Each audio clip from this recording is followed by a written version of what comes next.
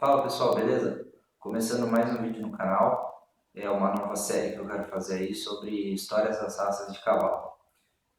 Bom, a história das raças de cavalo começa na Europa e na África.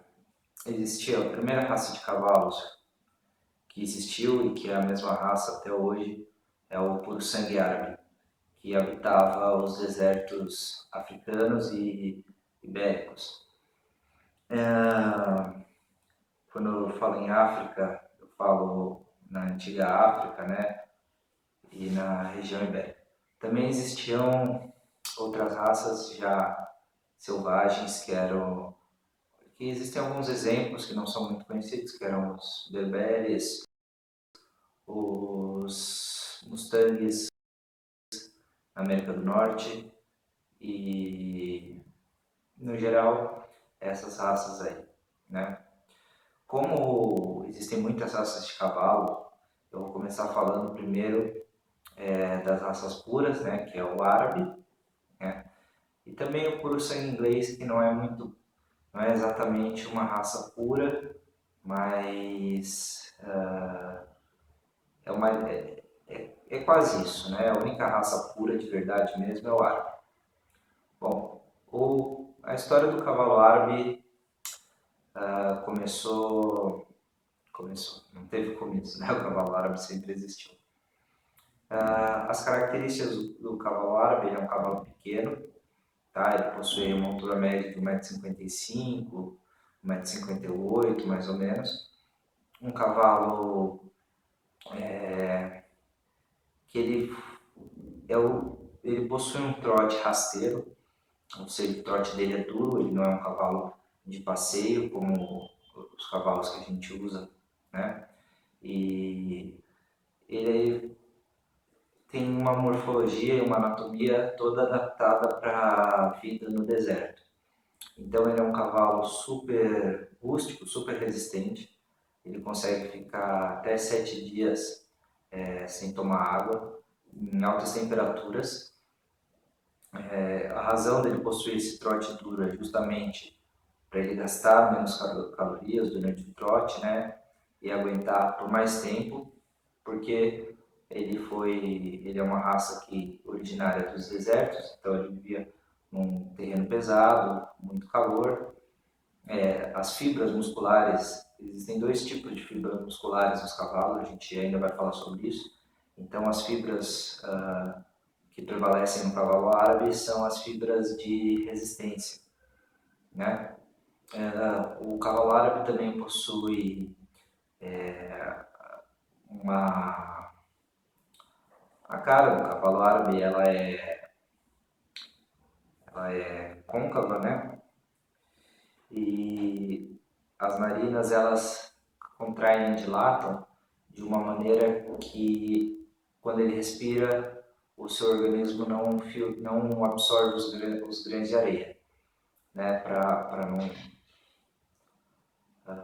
obstruírem as vias respiratórias e tudo mais.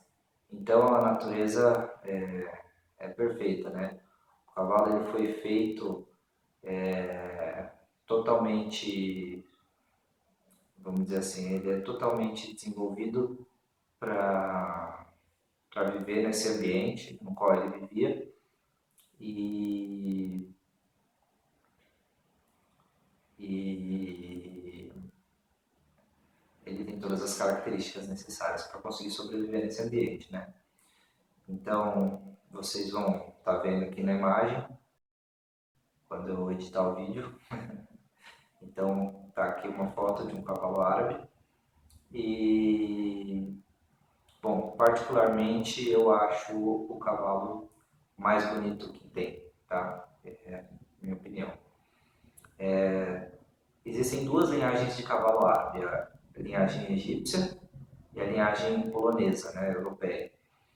As características, né, que diferenciam essas duas linhagens, na verdade, as duas são linhagens que possuem a morfologia igual, então aquela cara côncava, tamanho pequeno, mas o cavalo egípcio ele é um cavalo menor, com estruturas mais finas, e um cavalo desenvolvido para maior resistência, enquanto que a linhagem polonesa ele já é um cavalo mais forte, mais musculado e ele possui então um pouco mais de fibras de explosão. Não que ele seja um cavalo de explosão, mas ele possui um pouco mais de fibras do que um cavalo de linhagem egípcia. Hoje em dia, os árabes são usados principalmente nas competições de enduro, mas eles também podem ser usados para salto, até uma determinada altura, né? Podem ser usados para tambor. Na verdade, o árabe tem a fama de ser um cavalo que só serve para enduro e para exposição, porque é uma raça que todo mundo acha muito bonita, mas é um cavalo muito versátil, ele consegue trabalhar no campo tranquilamente, ele vira um tambor. Claro, a gente sabe que talvez ele não seja o melhor cavalo naquilo que ele vai fazer, mas até o limite que ele aguenta, ele é a raça que vai melhor, até o limite que ele aguenta, né? Bom, depois existe o cavalo puro sangue inglês, né? O cavalo puro sangue inglês é a cruza do cavalo árabe com uma espécie extinta, que eu não me lembro o nome agora, e algumas misturas de cavalos também selvagens que viviam na Península Ibérica. Né? Ele é considerado puro sangue porque, na verdade, a descendência dele vem do árabe com cavalos selvagens. Então, é uma descendência quase direta aí, né? E o puro sangue inglês, ele é um cavalo que ele tem um gene que foi desenvolvido nesses cruzamentos para corrida.